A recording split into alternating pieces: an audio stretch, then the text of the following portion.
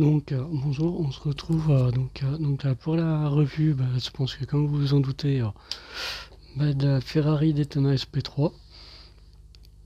Le modèle est quand même, on arrive sur un modèle de finition exemplaire par rapport à la Lamborghini puis à la Bugatti. Bon, j'ai pas la Porsche, mais voilà, on a quasiment aucun vide. Les quelques vides sont vraiment volontaires. On a le petit vide qui est là. Mais voilà, normalement il y a des entrées d'air en noir de ce côté-là. On a quelques petits vides ici, mais pareil, c'est des vides qu'a le véritable modèle. Et ici aussi, je pensais que non, c'était un loupé, puis non, finalement, le vrai modèle a vraiment le trou ici. Fonctionnalité, c'est un petit peu le défaut que j'ai à lui reprocher. C'est voilà, finition exemplaire, hein. Je vais vous montrer la face avant, qui est quand même hyper réussie. Voilà. Pareil, la face arrière qu'on retrouve. Donc en fonctionnalité, on a l'ouverture du capot.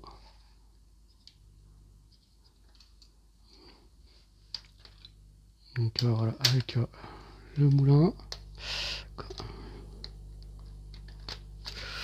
le moteur, voilà. Donc on retrouve le système qu'on avait dans la Lamborghini Sian. Avec, par contre, ce qui est un petit peu mieux, c'est qu'on a vraiment des portes en élytre, donc ça s'ouvre des deux côtés, il n'y a pas de souci là-dessus. Donc voilà, c'est une Targa. On peut enlever le coffre.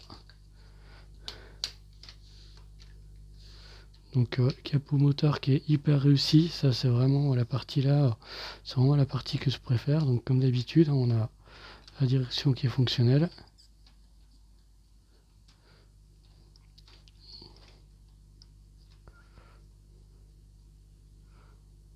Avec tout le poids, c'est un petit peu dur de la tourner. Voilà, comme vous pouvez constater, donc ça marche. On a à nouveau, comme d'habitude, on a la boîte de vitesse. Donc voilà, c'est le petit défaut qu'il y avait a été réglé.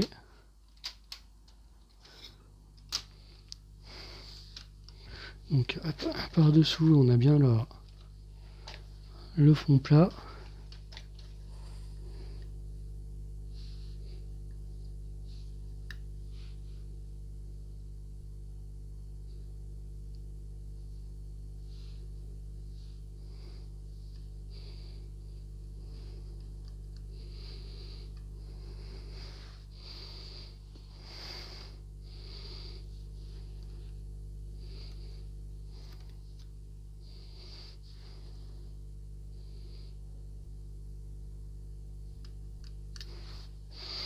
On a une pièce qui est partie à l'avant, je sais pas où elle est partie.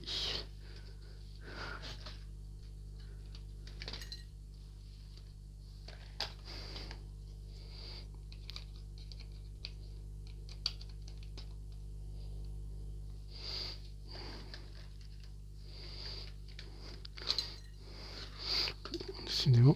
Donc on retrouve bien la boîte de vitesse qui est fonctionnelle avec le système de palette qu'on trouve ici. Donc c'est les loquets qu'on actionne.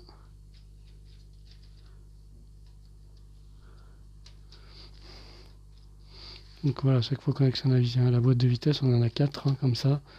Donc voilà, pour ça que ça nous fait 8 vitesses au lieu de 7.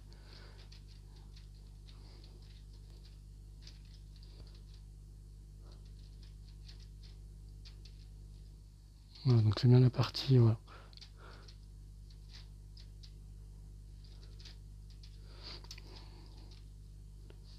Voilà, comme ça vous pouvez voir à peu près toutes les multiplications qu'on a.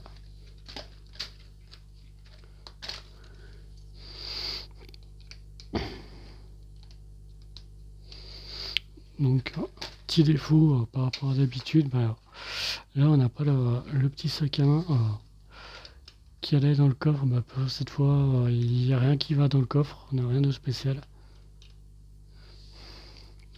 Donc un petit défaut que j'aurais à lui Voilà, c'est que bon, sur la Daytona SP3, les feux sont pas rétractables, c'est l'espèce de paupières qui rentrent et qui ressortent. Donc je pense que c'est quelque chose qu'ils auraient pu faire, étant donné que sur la Bugatti, la Lamborghini, on avait l'aileron, et là on n'a pas la, voilà, on est sur une propulsion, donc il y a moins de pièces en action. Voilà, sur l'avant, bah, on a juste la direction, mais sur la Lamborghini, sur la Bugatti, on était sur les 4 roues motrices, donc fallait faire un différentiel et compagnie. Donc je pense qu'on aurait pu avoir un petit quelque chose à ce niveau-là, qui n'est pas le cas.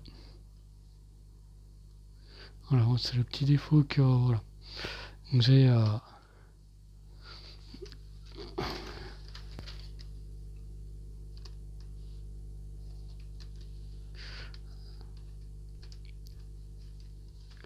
à reprocher. Autrement, il n'y a vraiment pas grand-chose.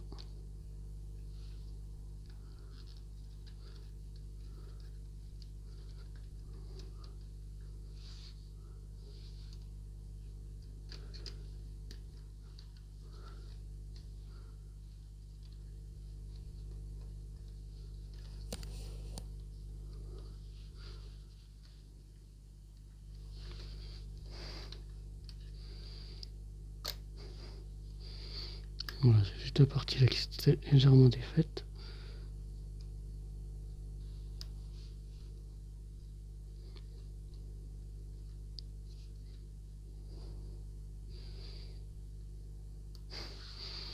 Voilà. C'est juste la partie avant qui s'était un petit peu défaite. Donc sur les ouvrants, bah,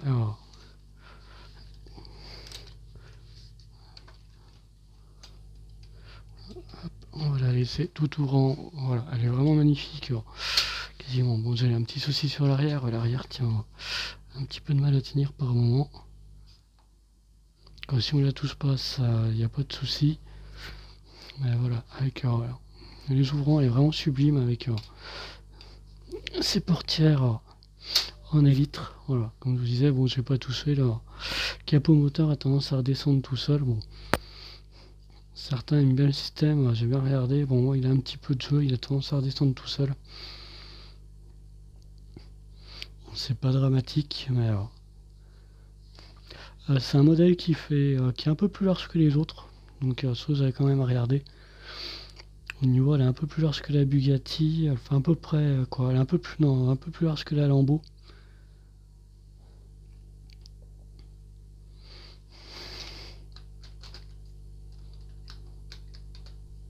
Voilà, donc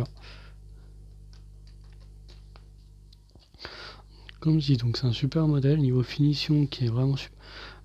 Comme j'avais dit sur l'unboxing, sur la boîte de vitesse, regardez quand même le manuel numérique Lego parce qu'il y a des petits soucis dessus. Par contre, voilà, c'est des soucis qui ont été résolus dans la notice numérique. Par contre, c'est un petit modèle qu'on impose. Bon, sur le coffre, j'ai enlevé la plaque parce que j'ai pas encore téléchargé parce que les petits bonus qui vont avec. Donc là, j'ai ramené la Lambo plus la Bugatti. Qu'on fasse, voilà. Vous ayez une petite idée.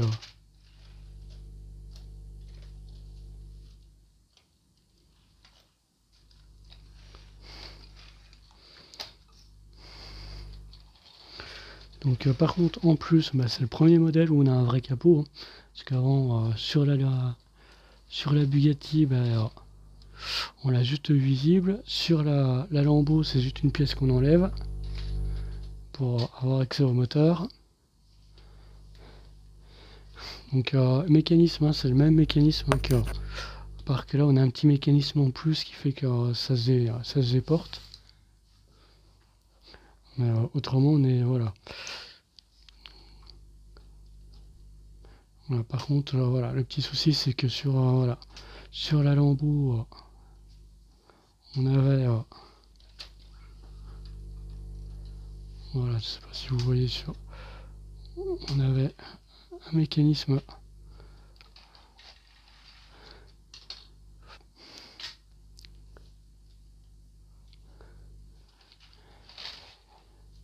pour baisser et monter l'aileron. Sur la Bugatti, pour ceux qui se rappellent, bah, pareil, mais bon, c'était un mécanisme un peu planqué. On avait la fameuse clé qui montait et descendait l'aileron. Si je retrouve là.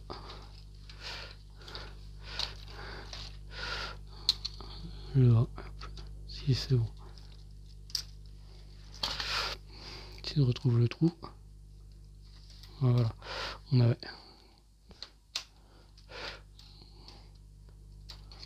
Voilà, on avait un petit mécanisme qui permettait d'activer et de désactiver l'aileron. Pareil, bah, sur les deux modèles, on peut voir sur Bugatti et puis Lamborghini, c'était un petit peu plus facile de voir les moteurs en action. Sur la Lamborghini, pas trop, mais sur la Bugatti, plus. Parce qu'on on a vraiment accès. Donc, comme je vous disais, niveau finition, c'est la Ferrari qui est au top. Hein. La Lambo arrive pas loin, mais on a encore pas mal de petits trous à gauche, à droite, comme voilà les parties là voilà, qui font encore la liaison. Là, on a quasiment plus du tout ça. On en a juste un ou deux. On en a voilà, juste un là qui est vraiment léger, on le voit à peine. Et les autres, on les voit vraiment à peine. C'est vraiment. Puis bon, comme d'habitude, on a toujours ceux pour faire la verrière. Mais on a vraiment gagné un gap à niveau finition qui est énorme. Donc fonctionnalité, on a beaucoup perdu, je trouve. Il y a beaucoup moins. On est, j'irai au niveau de la Porsche. Hein. C'est qui était un super modèle, mais voilà, on a en fonctionnalité, on est reparti quasiment sur la base. Hein. On n'a pas beaucoup de fonctionnalités à part voilà, les portes, comme je vous ai montré, avec le même système que la Lambo où on peut les ouvrir avec hop, le système qui vient là.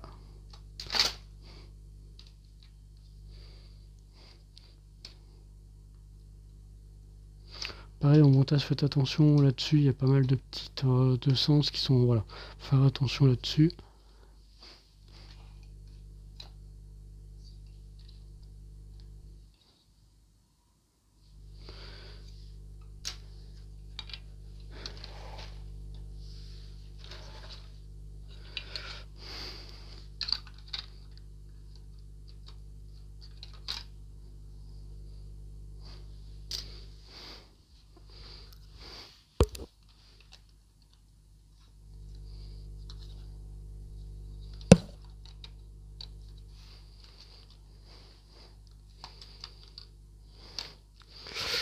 Bon, décidément, on regardera après.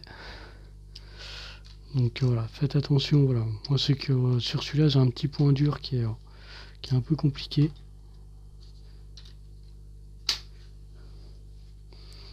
Donc voilà, ça fait que bon, bah, par moment il s'enlève.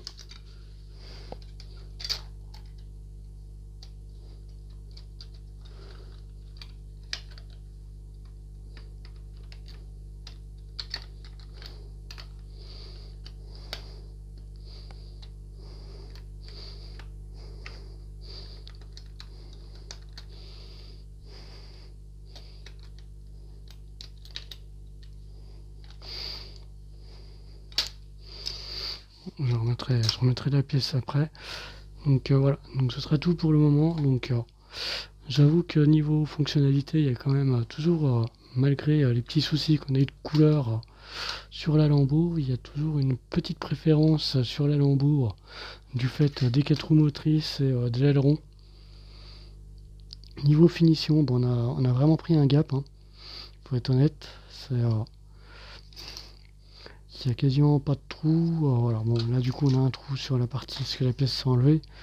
Mais la partie haute est vraiment sublime.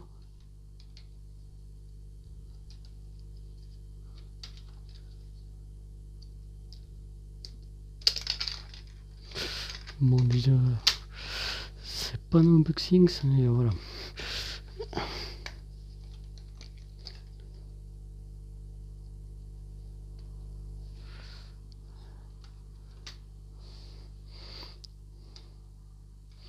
Donc voilà, c'est bon. C'est pas là, voilà, il y a certaines pièces qui s'enlèvent. C'est pas aussi solide que la Lambo.